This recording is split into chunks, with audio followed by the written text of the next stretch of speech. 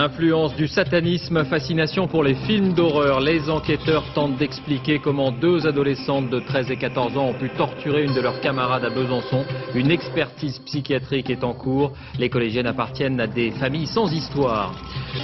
Eux aussi sont dans la rue et en masse. Quelques 30 000 retraités ont manifesté un peu partout en France pour le relèvement du minimum vieillesse et le maintien de la retraite à 60 ans. Un nouvel attentat suicide pour saboter les discussions en cours au Proche-Orient. Un kamikaze s'est fait sauter près de la zone piétonne de Jérusalem-Ouest. 3 morts, dont le kamikaze. Arafat condamne.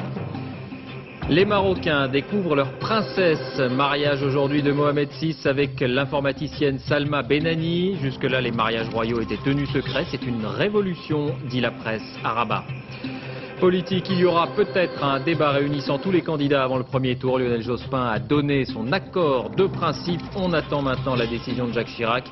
Invité d'élection 2002 ce soir, le candidat des Verts, Noël Mamère. Bonsoir à tous, merci de votre attention. Avant de développer ces titres, un détour par Toulouse.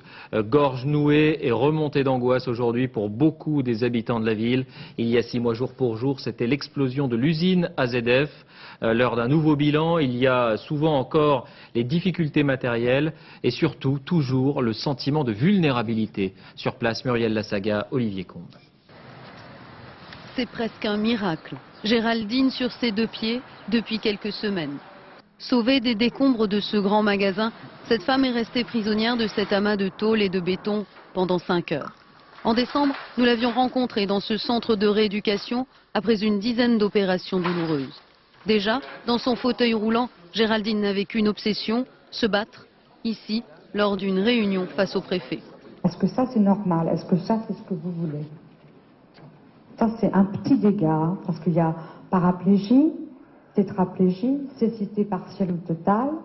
Cette femme, c'est la voix des victimes, c'est blessé, c'est oublié, comme dit Géraldine. On est blessé, on est dans une détresse la plus totale.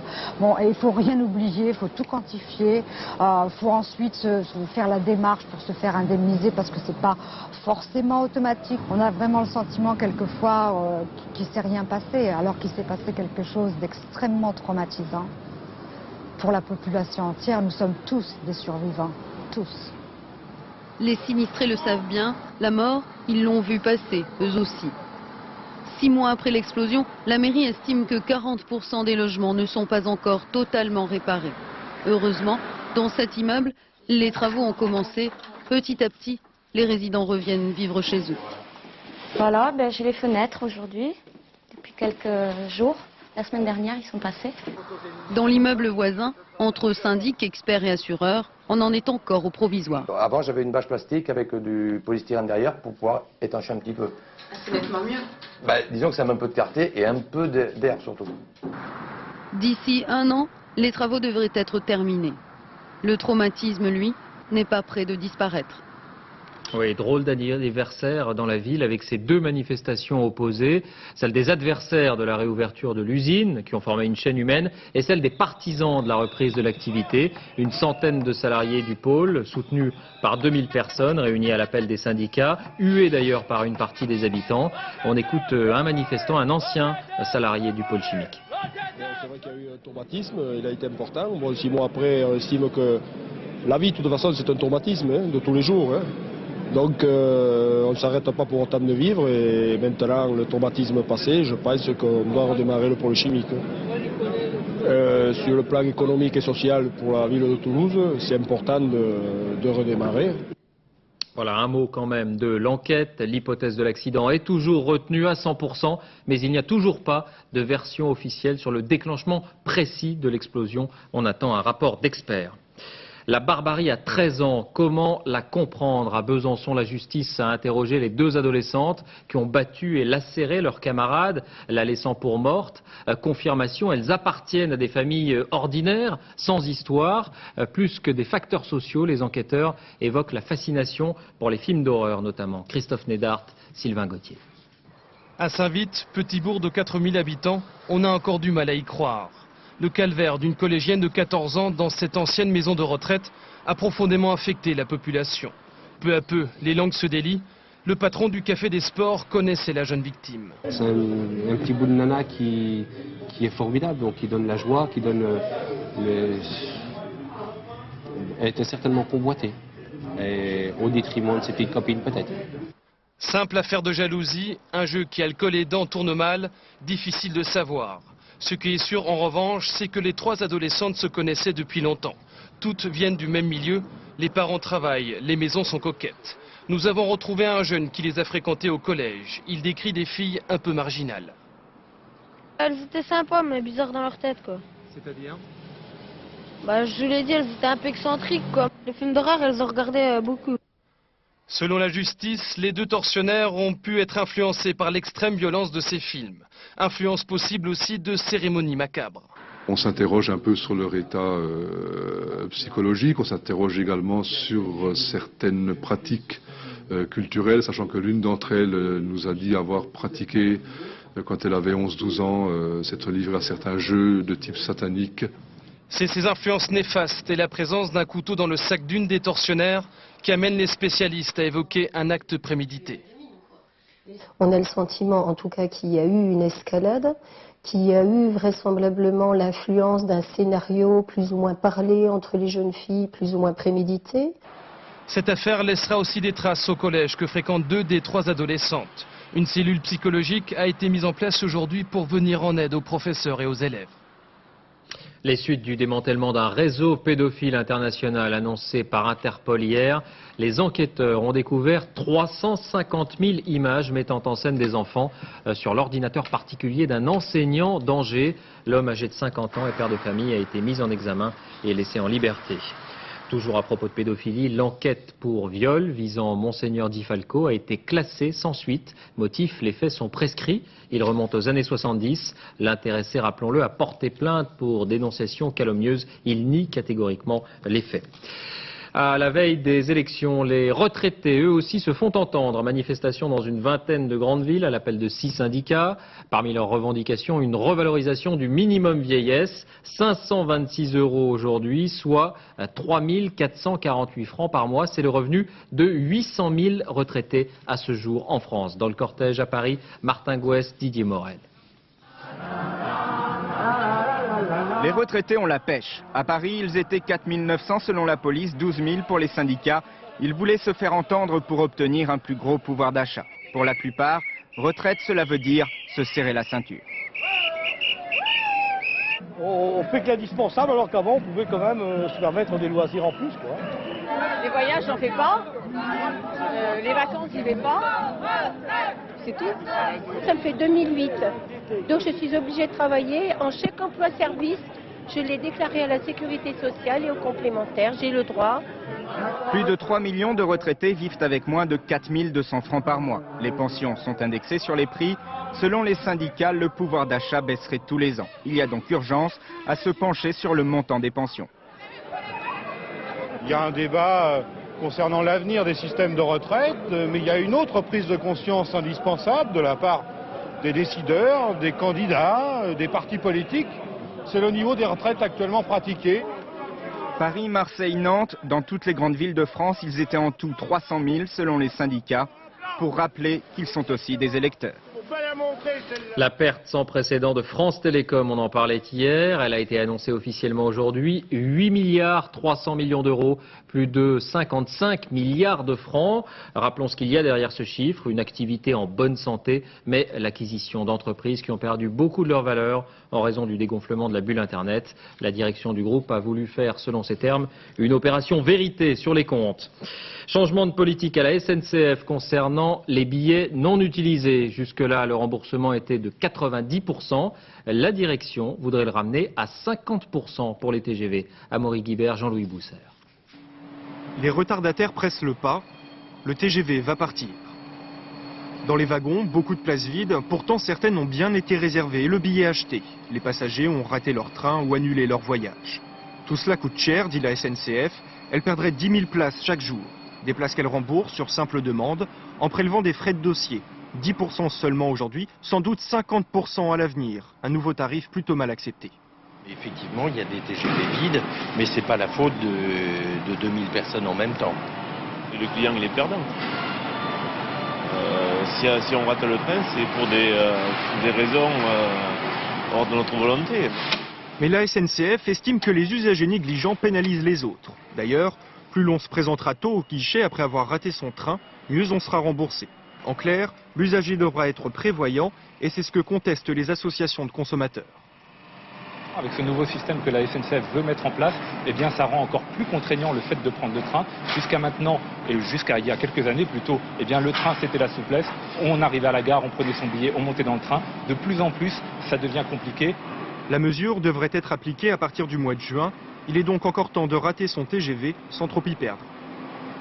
À propos de train, le réquisitoire dans le procès du routier qui avait percuté un convoi il y a 4 ans, causant la mort de 13 personnes.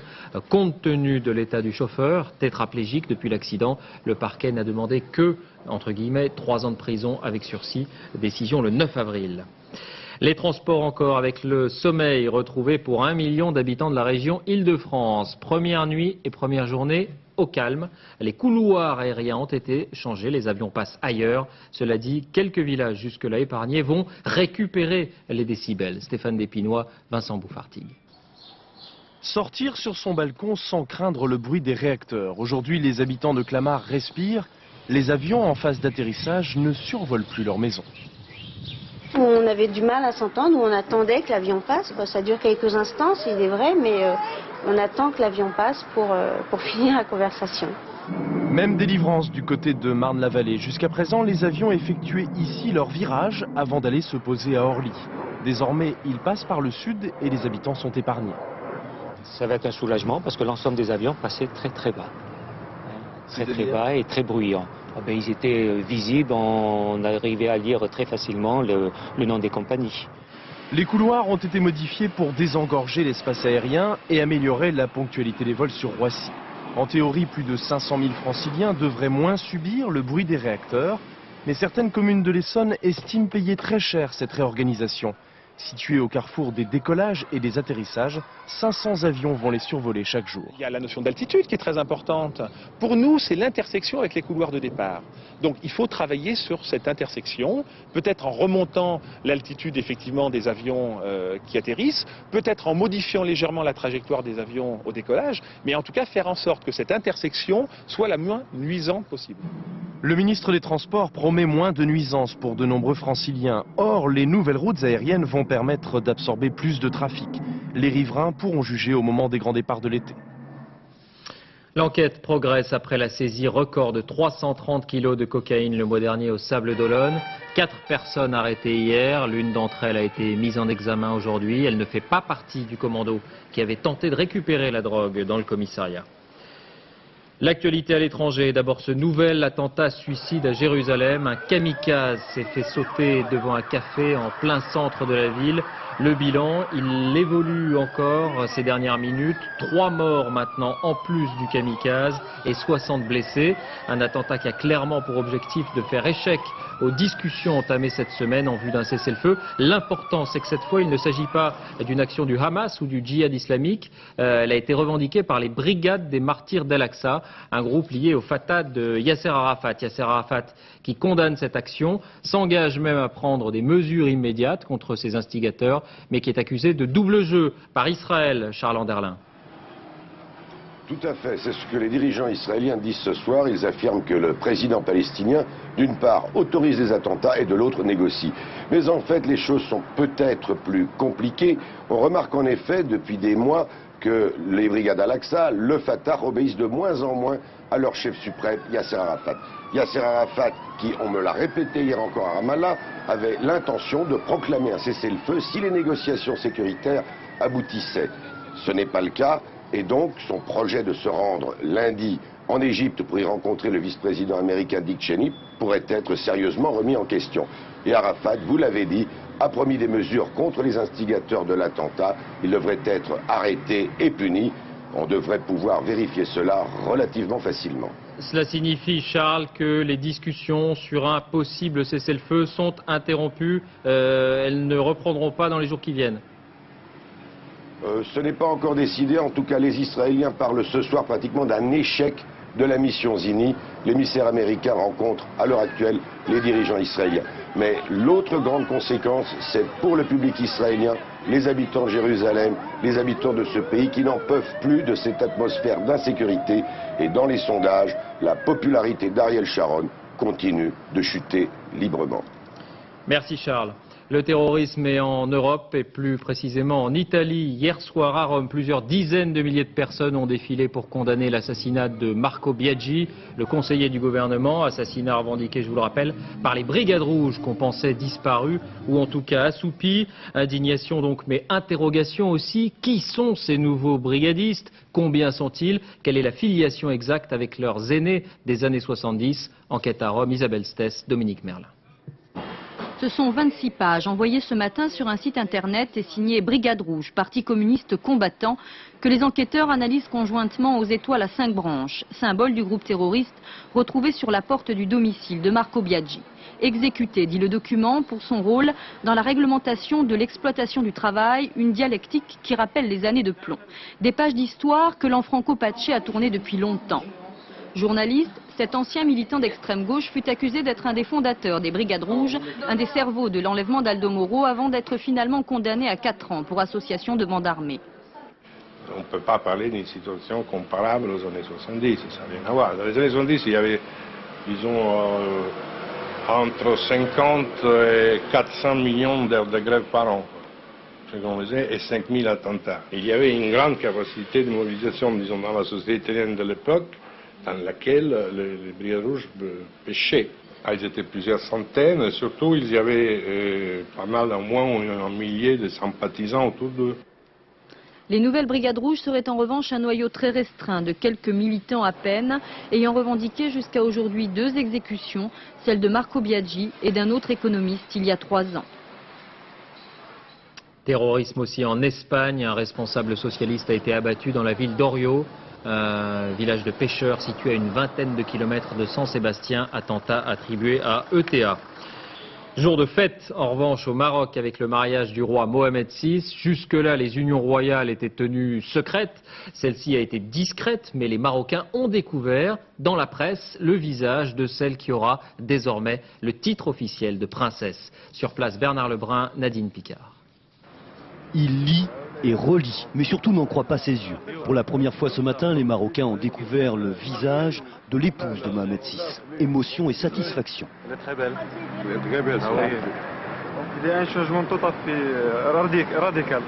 C'est la première fois que je vois Sa Majesté avec son épouse, parce qu'avant, on ne pouvait pas voir la reine. Maintenant, c'est différent. Et c'est un grand changement pour vous? Ah oui, c'est un grand changement, bien sûr. C'est une évolution que vous appréciez? Voilà. Salma Benani ne sera pas reine, mais ce soir, l'ingénieure en informatique deviendra princesse, puis Altesse royale. Il y a 4 ans, dans une soirée, l'étudiante rencontre le prince héritier. En octobre dernier, les fiançailles sont célébrées en famille et, surprise, rendues publiques. Mais ce soir, au palais, devant 2 adouls, c'est en privé que les fiancés échangeront leur consentement. Les adouls, ils siègent ici, près du tribunal de première instance. Ce sont les notaires de droit musulman qui, pour tous les Marocains, y compris le roi, délivrent les actes officiels de la vie courante. Mariage, séparation, héritages et partages. Les adouls portent la djellaba et délivrent des actes religieux au nom de Dieu et de son prophète. Il n'y a pas d'acte civil. Tous les actes de mariage sont des actes religieux. Voici un acte de mariage marocain, 3 éléments y apparaissent. Le consentement des époux, le montant de la dot et l'autorisation du père de la mariée, quel que soit son âge. Car la Moudawana, le code de la famille au Maroc, n'a toujours pas été modernisé. Une évolution certes, mais pas de rupture. Le roi du Maroc est aussi le commandeur des croyants et il ne faudrait pas que la modernité vienne choquer les plus religieux de ces sujets. La grande fête aura lieu le 12 avril à Marrakech. En Amérique du Sud, image du Pérou, à nouveau confronté au terrorisme à 3 jours de la visite de George Bush. L'explosion de 2 voitures piégées près de l'ambassade américaine a fait 9 morts, attentat attribué au Sentier Lumineux. George Bush qui auparavant est attendu au Mexique pour l'ouverture du sommet de Monterrey, ouverture aujourd'hui. 58 chefs d'État, dont Jacques Chirac, réunis pour discuter de la pauvreté dans le monde et de l'aide des pays riches. Et on va s'y arrêter un moment. Regardez ces chiffres. Il y a 10 ans, lors du sommet de Rio, les pays développés s'étaient engagés à y consacrer, à l'aide au développement, 1% de leur produit intérieur brut. Aujourd'hui, on est très loin du compte. 0,1% pour les États-Unis, 0,33% pour la France, qui est dans la moyenne européenne. Les Pays-Bas, par exemple, qui sont en haut de l'échelle, plafonnant à 0,82%. L'égoïsme n'explique pas tout. De plus en plus, le principe de cette aide est discuté. Les États-Unis, par exemple, condamnent la culture d'assistance, mais c'est surtout son utilisation qui est en débat. En clair, il ne servirait à rien de donner de l'argent sans garantie. Richard Binet. Les pays riches rechignent à mettre la main à la poche. 40 ans de coopération n'ont pas fait reculer la pauvreté. Désormais, ce sera donnant-donnant.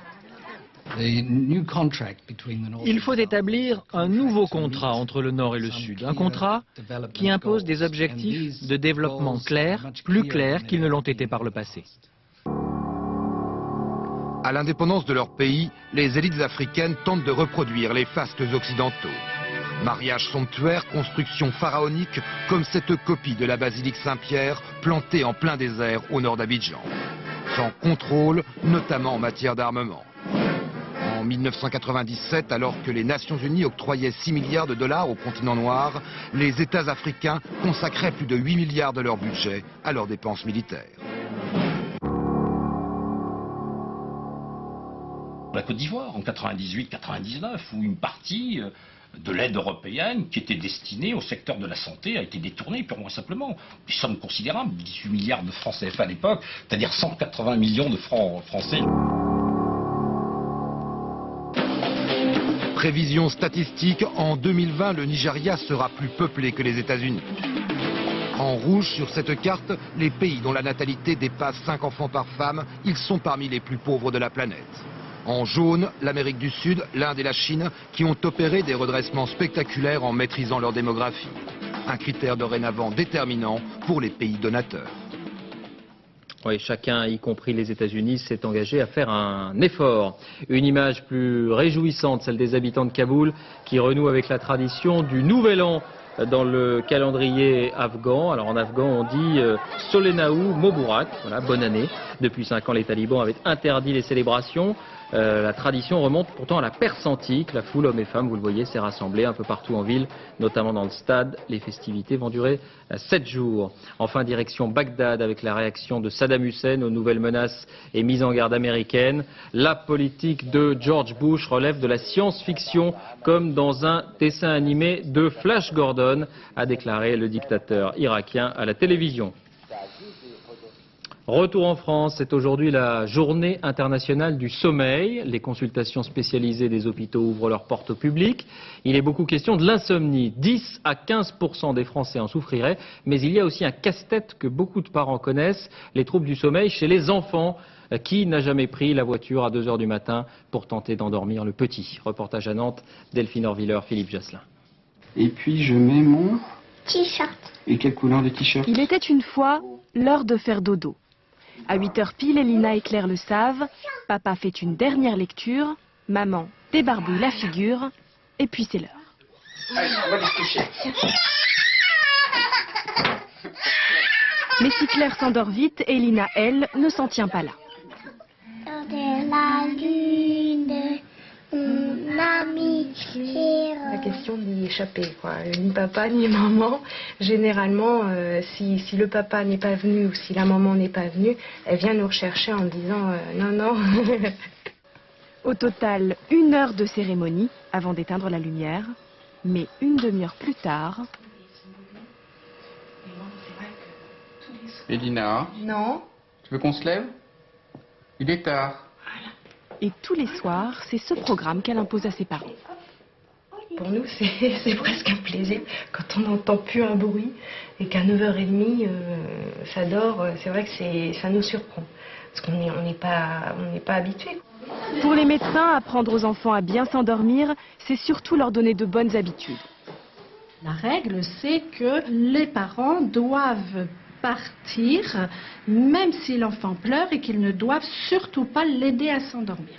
Les réveils au cours de la nuit sont normaux et si l'enfant ne s'est pas endormi seul, il ne va plus se retrouver dans la même situation lorsqu'il va se réveiller et il va donc à nouveau réclamer ses parents. Elina devra s'habituer à dormir plus vite et à moins veiller sur le sommeil de ses poupées en attendant de trouver le sien.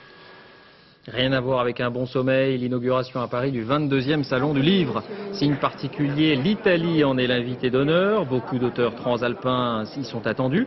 Mais le salon, c'est aussi l'occasion de découvrir d'autres auteurs.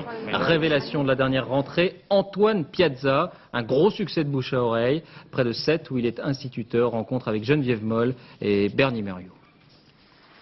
Antoine Piazza aime revenir sur les traces de son enfance dans cette montagne noire dont les sapins font l'air vivifiant. C'est noir, c'est sombre, c'est venté, on sent la terre, on sent la fougère, c'est quelque chose de très fort aussi, encore plus fort quand on l'aborde avec un cheval comme on fait maintenant. D'en haut, il regarde sa ville natale, Mazamet, ses rivières aux eaux alcalines qui en ont fait la richesse, ses tanneries, aujourd'hui assoupies.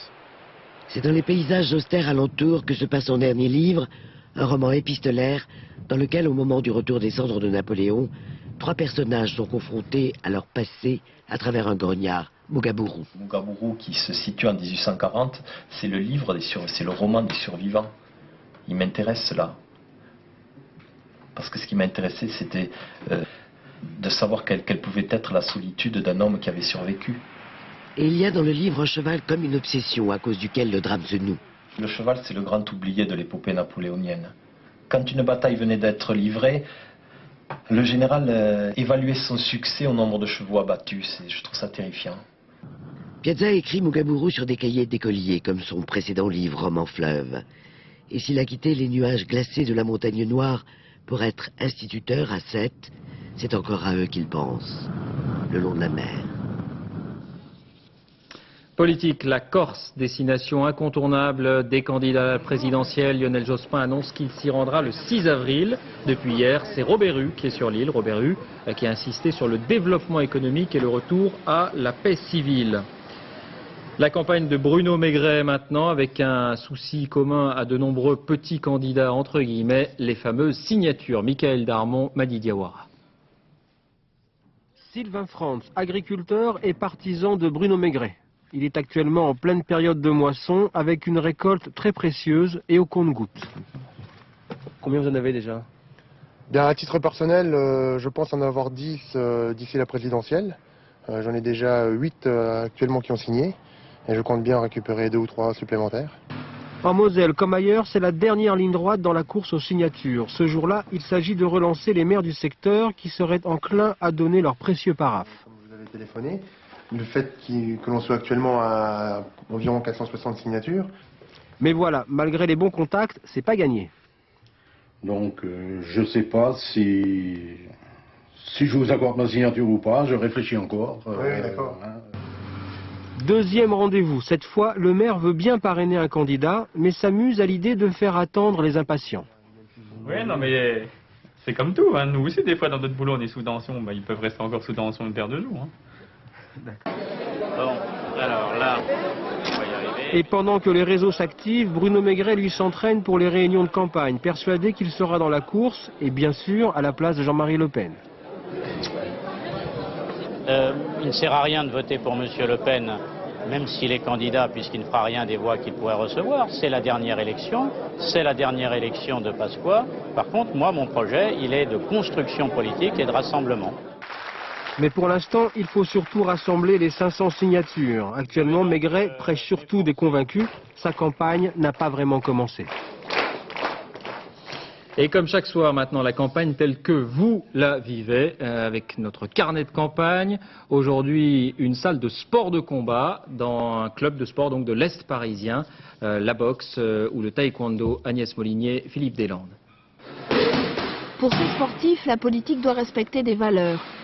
L'honnêteté, par exemple. On se rend compte, par exemple, Jospin qui voulait jouer la clarté, finalement, par rapport à son passé trotskiste, il n'a pas été des plus clairs. Donc, on peut poser des questions, effectivement, sur l'honnêteté, même des personnes qui paraissent les plus honnêtes. finalement. Et puis bon, quand on voit Chirac, par exemple, qui parle d'impunité zéro, bon, enfin, ça fait rigoler hein, en ce moment. Ça, c'est du taekwondo, un art martial coréen. Autre ambiance, il y a même des femmes et beaucoup de jeunes qui vont voter pour la première fois. La politique, ça serait qu'ils fassent beaucoup de choses pour les jeunes, qu'ils s'occupent un peu plus des jeunes, que la police soit un peu moins méchante avec les jeunes, qu'ils parlent mieux, qu'ils évitent de faire des histoires pour rien. Parce que parfois on nous contrôle et on se sent agressé directement, quoi. Ils savent pas parler gentiment. Il y en a qui sont bien, mais il y en a qui sont pas bien. La politique, c'est un sport d'un autre niveau. Les coups font beaucoup plus mal qu'en boxe. Et il faut être un habile combattant pour s'en sortir.